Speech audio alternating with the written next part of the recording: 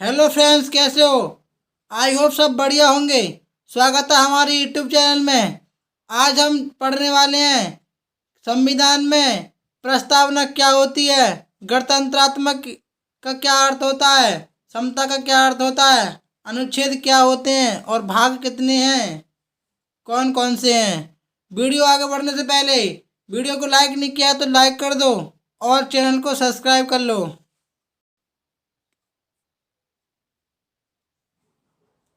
आज का मोटिवेशन, अक्सर जीतने में मजा तब आता है, अक्सर जीतने में मजा तब आता है जब लोग आपके हार का इंतजार कर रहे हों। संविधान की आत्मा किसको कहा जाता है? बताइए, संविधान की आत्मा किसे कहा जाता है? जिस समय संविधान का गठन हुआ था उस समय भीमराव अंबेडकर ने संविधान की आत्मा प्रस्तावना को कहा था। तो याद रखना, संविधान की आत्मा किसे कहा जाता है? संविधान की आत्मा प्रस्तावना को कहा जाता है। हम भारत के लोग प्रस्तावना, हम भारत के लोग भारत को एक संपन्न समाजवादी पंथनिरपेक्ष लोकतंत्र और गणराज्य बनाने के लिए ये संविधान की प्रस्तावना है। इसके अर्थ हम समझते हैं। संपन्न का अर्थ क्या होता है? संपन्न का अर्थ स्वतंत्र होना। समाजवादी का अर्थ क्या होता है? सामाजिक न्याय। पंथ निरपेक्ष का अर्थ क्या होता है? किसी भी धर्म को कोई भी मान्यता नहीं दी गई थी। लोकतंत्र का अर्थ क्या होता है? जहां लोगों का शासन हो वह लोकतंत्र कहलाता है। गणराज्य क्या होता है? राज्य का प्रमुख। राज्य का प्रमुख कौन होता है? राष्ट्रपति। राष्ट्रपति का चुनाव कैसे होता है? एक निश्चित कार्यकाल में होता है राष्ट्रपति का चुनाव। न्याय, सामाजिक न्याय, आर्थिक न्याय और राजनीतिक न्याय।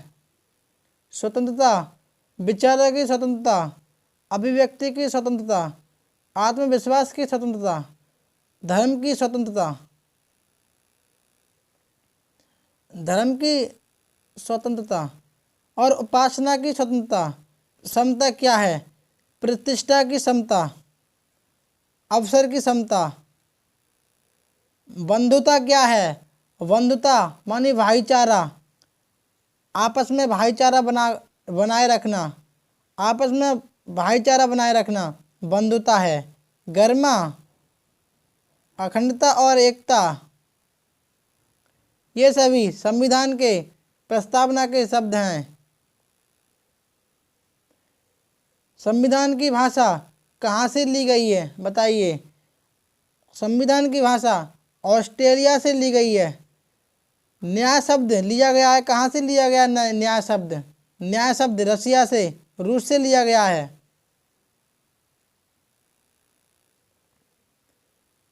स्वतंत्रता, समता और बंधुता ये शब्द कहाँ से लिए गए हैं? बताइए। ये शब्द फ्रांस से लिए गए हैं। 42वें संविधान संशोधन में 3 शब्द जोड़े गए थे, वो कौन हैं? एग्जाम में बहुत बार पूछे जा चुके हैं।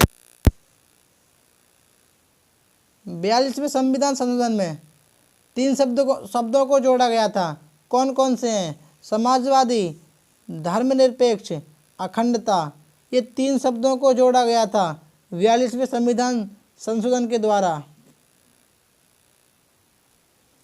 42वें संविधान संशोधन को क्या कहा जाता है? बताइए। मिनी कॉन्स्टिट्यूशन कहा जाता है, मिनी संविधान कहा जाता है। ये भी एग्जाम में कई बार पूछा जा चुका है। प्रेम बिहारी नारायण रायजादा, इन्होंने संविधान को अपने हाथों से हिंदी और अंग्रेजी में दोनों भाषाओं में अनुवाद किया था। अब आप बताइए कि संविधान को अपने हाथों से हिंदी और अंग्रेजी में अनुवाद करने वाला व्यक्ति कौन था? तो प्रेम बिहारी नारायण रायजादा थे, जिन्होंने संविधान को अपने हाथों से हिंदी और अंग्रेजी दोनों भाषाओं में लिखा था। संविधान की डिजाइन तैयार करने वाले व्यक्ति का क्या नाम है? तो बिहोर राय मनोहर सिंघा। बिहोर राय मनोहर सिंघा ने संविधान की डिजाइन तैयार की थी अपने हाथों से।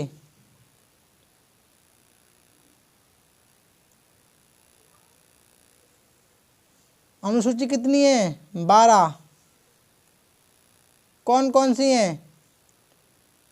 क्षेत्रफल, संघ एवं राज्य, वेतन, अनुसूची 1 क्षेत्रफल, संघ एवं राज्य, अनुसूची 2 वेतन, सर्वोच्च पदाधिकारियों का वेतन की व्याख्या की गई है इसमें। अनुसूची 3 शपथ, राष्ट्रपति, प्रधानमंत्री, उपराष्ट्रपति सभी की शर्त का उल्लेख किया गया है। कौन सी अनुसूची में? अनुसूची 3 में किया गया है। सीटों का आवंटन राज्यसभा की किस में किया गया है? अनुसूची 4 में किया गया है। जनजाति क्षेत्र का वर्णन कौन सी अनुसूची में किया गया है? तो ये ध्यान रखना, अनुसूची 5 में किया गया है। पूर्वोत्तर राज्य असम, मेघालय, त्रिपुरा, मिजोरम, इसका वर्णन कौन सी अनुसूची में मिलता है? तो अनुसूची 6 में मिलता है। संघ राज्य समवर्ती सूची का वर्णन किस में मिलता है? अनुसूची 7 में मिलता है। कौन सी अनुसूची में 22 भाषा का उल्लेख देखने को मिलता है? तो ध्यान रखना, अनुसूची 8 में 22 भाषाओं का उल्लेख देखने को मिलता है, अंग्रेजी भाषा को छोड़ करके।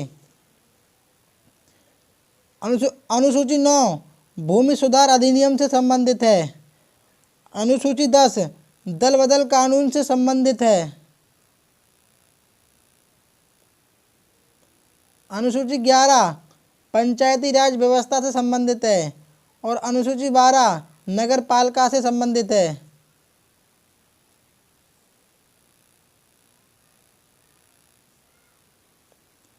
राष्ट्रीय विरासत पशु कौन सा है? बताइए, राष्ट्रीय विरासत पशु कौन सा है? हाथी राष्ट्रीय विरासत पशु है।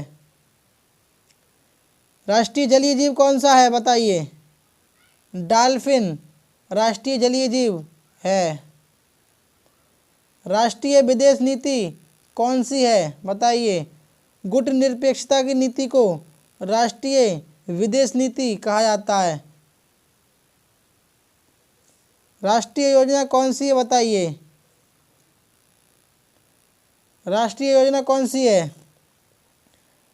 5वीं पंचवर्षीय योजना राष्ट्रीय योजना है। 5वीं पंचवर्षीय योजना राष्ट्रीय योजना है क्योंकि इसमें गरीब हटाओ का नारा दिया गया था। राष्ट्रीय पर्व कौन कौन से हैं? बताइए। राष्ट्रीय पर्व 15 अगस्त, 26 जनवरी, 2 अक्टूबर, ये 3 राष्ट्रीय पर्व हैं। राष्ट्रीय कैलेंडर कौन सा है? बताइए। तो राष्ट्रीय कैलेंडर शक संवत है। और राष्ट्रीय सूचना पत्र कौन सा है? श्वेत पत्र है। राष्ट्रीय गान कौन सा है? वंदे मातरम राष्ट्रीय गान है। इसके रचयिता बंकिम चंद्र चटर्जी हैं। याद रखना, राष्ट्रीय गान के रचयिता कौन हैं? तो बंकिम चंद्र चटर्जी हैं। राष्ट्रीय ध्वज वंदना कौन सी है? विजयी विश्व तिरंगा प्यारा, ये राष्ट्रीय ध्वज वंदना है। अब देखते हैं भाग 1 को।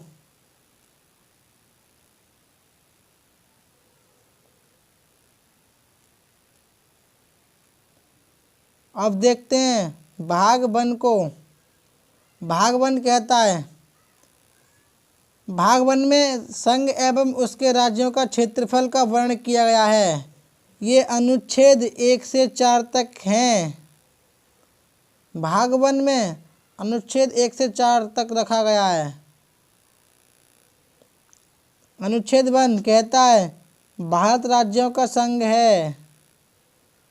और अनुच्छेद 2 कहता है संसद को संघ में किसी भी नए राज्य का गठन एवं पुराने राज्यों के नामों में परिवर्तन, सीमा क्षेत्र में परिवर्तन करने का अधिकार किसको है? संसद को है।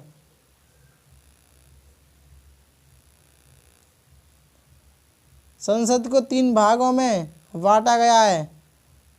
पहला राष्ट्रपति जो अनुच्छेद 52 में आता है। दूसरा राज्यपाल जो अनुच्छेद 80 में आता है। तीसरा लोकसभा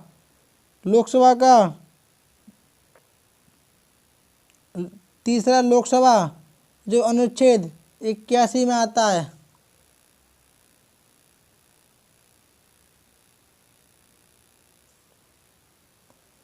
अनुच्छेद 3 क्या कहता है? देखिए, अनुच्छेद 3 कहता है साधारण संशोधन के द्वारा किसी नए राज्यों का गठन, पुराने राज्यों के नामों में परिवर्तन, सीमा क्षेत्र में परिवर्तन करने का अधिकार किसको है? संसद को है।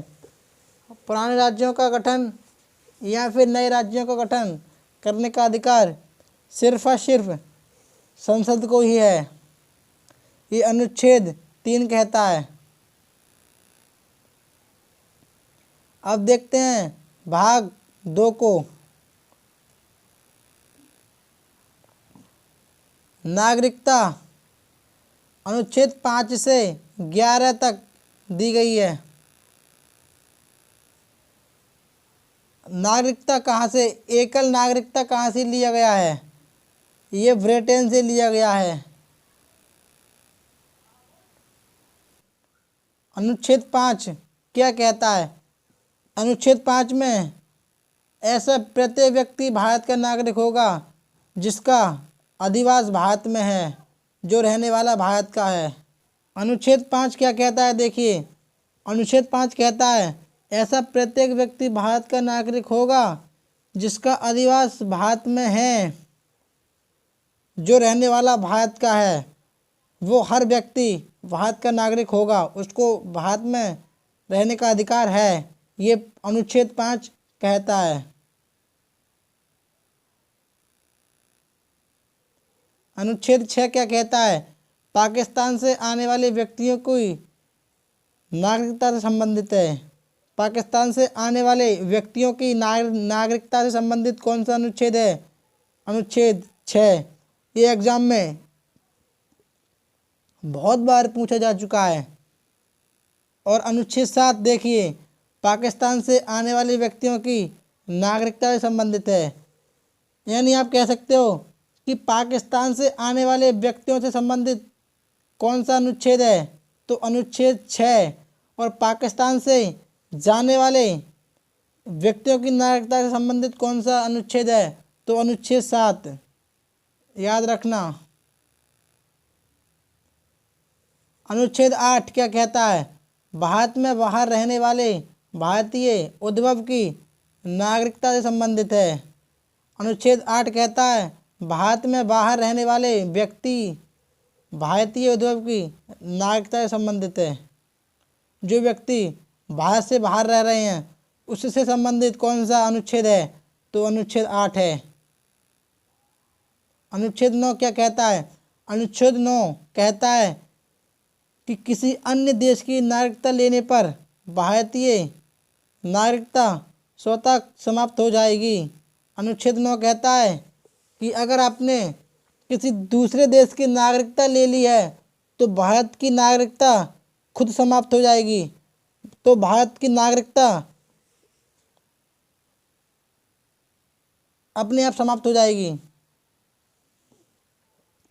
अनुच्छेद 9 कहता है कि अगर आपने भारत को छोड़कर किसी विदेश की नागरिकता ले ली है तो भारत की नागरिकता समाप्त हो जाएगी।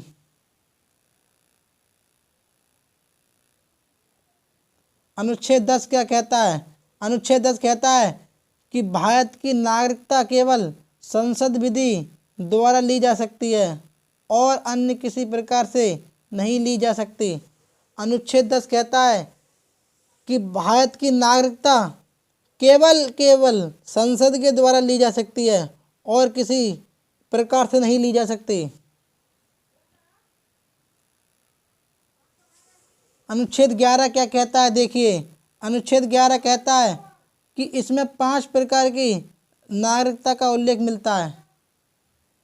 कौन कौन सी 5 प्रकार की नागरिकता है? जन्म से नागरिकता, वंश परंपरा के अनुसार नागरिकता, पंजीकरण के द्वारा नागरिकता, देशीकरण के द्वारा नागरिकता और भूमि को अर्जन के द्वारा नागरिकता। अब भाग 3 को देखते हैं। मूल अधिकार। भाग 3 में मूल अधिकारों का वर्णन किया गया है।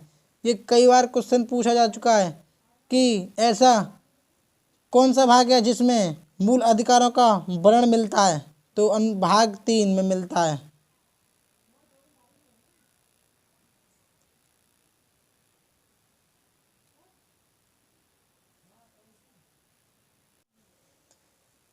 अनुच्छेद 12 से 35 तक है। भाग 3 कहाँ से कहाँ तक है? तो याद रखना, अनुच्छेद 12 से 35 तक है। मूल अधिकार कहाँ से कहाँ तक हैं? तो याद रखना, मूल अधिकार 12 से 35 तक हैं। अनुच्छेद 12 से 35 तक है मूल अधिकार। संविधान के द्वारा समस्त नागरिकों को मूल अधिकार दिए गए हैं, परंतु वर्तमान में मूल अधिकारों की संख्या कितनी है? 6। वर्तमान में मूल अधिकार कितने हैं? 6। कौन कौन से हैं? देखते हैं। पहला मूल अधिकार समानता का अधिकार। पहला मूल अधिकार समानता का अधिकार। समानता का अधिकार कितने से कितने तक है? तो याद रखना, अनुच्छेद 14 से 18 तक है। दूसरा अधिकार स्वतंत्रता का अधिकार है। ये अनुच्छेद 19 से ये अनुच्छेद 19 से 22 तक है।